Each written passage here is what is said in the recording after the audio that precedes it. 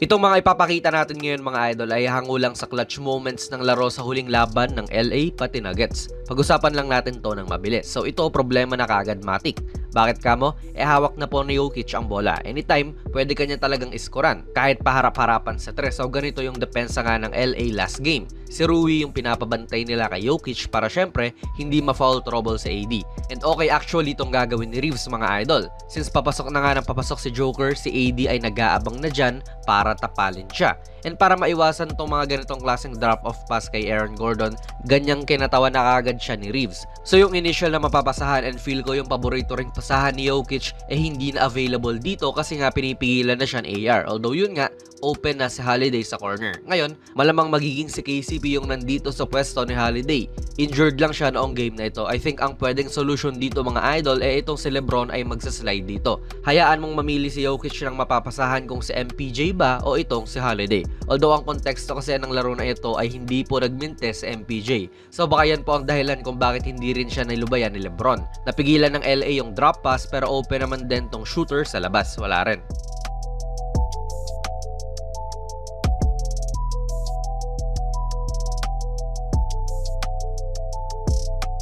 Gumana rin po para sa Lakers this game itong Reeves and LeBron pick play mga idol. Actually nitong play-in tournament na mention nga rin natin na may mga moments na ginagawa ni na LeBron at AR to. Nawawala sa pwestong maganda si Gordon kasi napapatapat kasi siya kay AR. At ito lang din po ang kailangan mga idol para makapag-drive si LeBron at ma-finish to. Kaya feel ko gagawin din nila yan muli.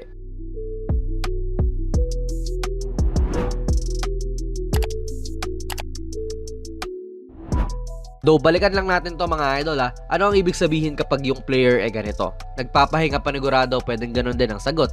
Pwede nyo rin sabihin na pagod din yung player kasi nga hindi na siya nakapamewang, nakapanuhod pa. And kung fan ka ng Lakers, siguro mas okay na kapag ganito na si Murray ini-involve siya sa depensa. Hindi yung ganyang nakakapagpahinga siya kasi non-factor sa opensang si Cam Reddish yung tao niya. Though hindi na magiging ganyan ang kaso ngayon kasi tinanggal na sa rotation si Reddish. Halos hindi gumalaw si Jamal dito. Para sa Lakers, baka makakita tayo ng ibang look naman dito ngayon. Si Reeves nga ang tao ni Murray dito. Pero ngayon, may another guard option pa sila in Gabe Vincent.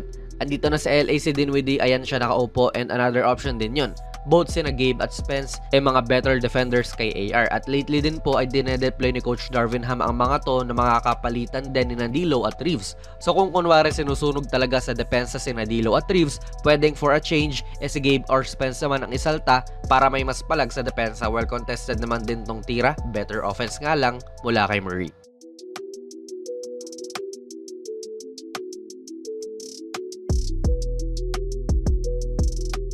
Mga idol, epektibo pa rin talaga si LeBron sa opensa, like dito nga napatapat si Joker sa kanya, plus itong si Gordon ay andyan din. So hindi siguro nila masyadong magiging problema ang opensa, hindi katulad sa depensa na halos nagagawa ng paraan ng Nuggets ang mga eskema nila. Pero ito, something naman din na pwedeng i-improve. Noong sinalo na kasi ni AD ang bola, sinulubong siya dyan ni na Jokic pati ni MPJ, and si Rui, tignan nyo siya.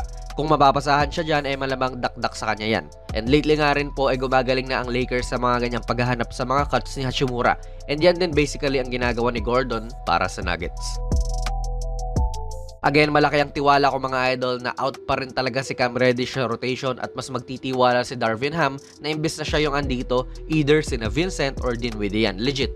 And merong height si Reddish, may speed, may athleticism talaga na maging isang great defender para sa Lakers. Nagagawa naman ngayon ng panaka-naka.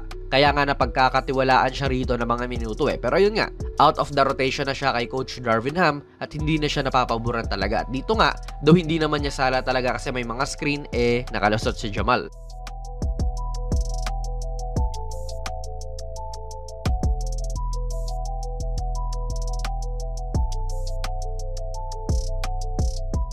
Marami-rami pa talaga mga gusot ang kailangang ayusin ng Lakers mga idol para syempre magkaroon ng pag-asa rito kontra sa Nuggets team na ito na parang well-oiled machine.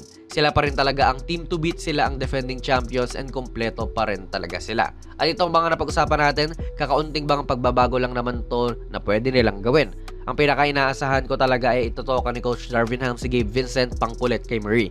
Hopefully makita natin yung pang lead guard na galawan din ni Vincent dito. Yung tulad dun sa nakita natin sa kanya sa Eastern Conference Finals. Kung hindi si Vincent mga idol, pwedeng si Dinwiddie rin ang itoka kay Murray, lalo pa at wala na nga sa rotation si Cam Reddish. Pero kayo ba mga idol, ano po ang pwedeng baguhin ng LA sa serye nila kontra sa Nuggets? Ilagay nyo lang po ang inyong mga komento sa ating comment section sa baba.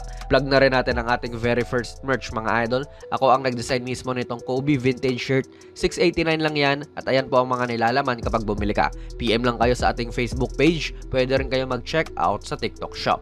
Kung nagustuhan nyo po ang ating video ay pipindot na lang idol ng like button, mag-subscribe ka na rin sa ating channel at ako nga pala si Jonas PB and as always, hanggang sa muli.